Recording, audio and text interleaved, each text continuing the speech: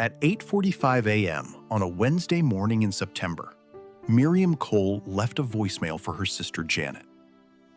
"Just heading out to the usual walk. I'll call you from the top." Miriam Cole, voicemail to Janet, 8:45 a.m., September 23rd.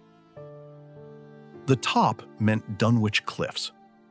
Miriam walked the coastal path every Wednesday morning, 4 kilometers north of town, a route she had made for 22 years. Janet knew it. The whole town knew it. The search began north. It was looking in the wrong direction. Miriam Cole was 57, a retired librarian who had lived in Dunwich her entire adult life. The town knew her the way small towns know people who have given everything to them, as a constant, as a presence whose absence would register like a change in the weather. She was active and precise in her habits. She walked every Wednesday, regardless of weather. She called Janet every Sunday. 6 weeks before she disappeared, she had submitted a formal written objection to a planning application for the development of the old mill on the South Road, citing environmental concerns. On September 23rd, she left her personal phone on the kitchen counter, pulled on her walking jacket, and walked out of her cottage. The search that followed would cover 4 kilometers of cliff path to the north. She had not gone north. Because of the voicemail, "I'll call you from the top," the initial search concentrated entirely on the coastal cliff path 4 kilometers north of Dunwich. By Wednesday evening, officers and volunteers had walked the trail 3 times. A coastguard vessel covered the waters off the cliff face. A specialist cliff rescue team rappelled the most dangerous sections of the drop. Search dogs covered the heathland on either side of the path. Nothing was found. The cliff search ran for 4 days. In that time, the B Road 1.8 kilometers south of Dunwich, the road leading past the old mill, was not searched. There was no reason to search it. Miriam had said she was going north. 2 months into the investigation, a retired fisherman named Victor Crane, who had argued with Miriam at a parish council meeting about a boathouse noise dispute 6 weeks before she disappeared, became the focus of significant investigative attention. He was interviewed multiple times over 3 months. His alibi was checked and rechecked. Victor Crane was never charged. 3 months of investigative momentum had gone in a direction that, like the cliff search before it, turned out to be wrong.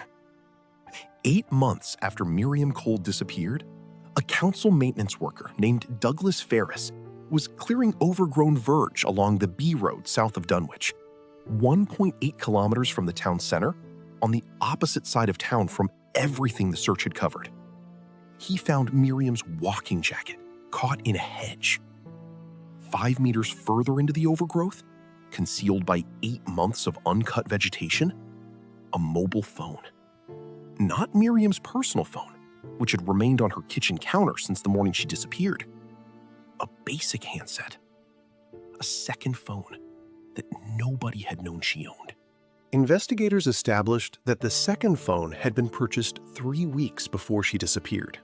Its memory card contained one voice recording made at 9:18 a.m. on September 23rd, 33 minutes after the voicemail she left Janet that morning, placing her south at the hedge, while the search was pointing north.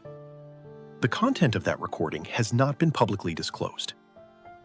The question that reshaped the investigation entirely was this: why was Miriam Cole 1.8 kilometers south on a road leading to the old mill she had formally objected to, when she had told her sister she was going north to the cliffs? Had she changed her mind after the voicemail? Had she arranged to meet someone there? Had someone directed her south between 8:45 and 9:18 a.m.? Dunwich Old Mill had been purchased 4 years earlier by a private development company seeking planning permission for residential conversion. The application had been opposed by the parish council. Miriam had submitted the formal written objection herself, the last formal act in the planning record that bore her name. The company's registered directors were not formally interviewed in connection with Miriam's disappearance until 2 years after she vanished. By that point, the company had dissolved. The 3 months spent on Victor Crane, a man whose connection to the case was a noise dispute at a parish council meeting, are now considered a significant investigative delay. Miriam Cole has not been found. The second phone and the jacket are in evidence. The voice recording made at 9:18 a.m. is sealed within the active investigation. Douglas Ferris, who found them while clearing a verge on the B Road South 8 months after the event, is the last person to have contributed new physical evidence to the case. Janet has kept the voicemail. She has listened to it many times. She says Miriam sounded completely normal. If you have information about a missing person, contact Missing People at missingpeople.org.uk or call 116-000. A recording made at 9:18 a.m. places Miriam south on a B road, while the search was 4 kilometers north. Someone knows why she went there. The recording suggests she was not alone when she arrived. Every search went north. Every assumption was north.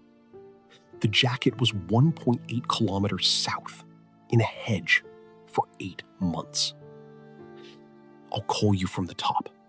She said it at 8:45 a.m., and she meant it. The question nobody has answered is where she went after that.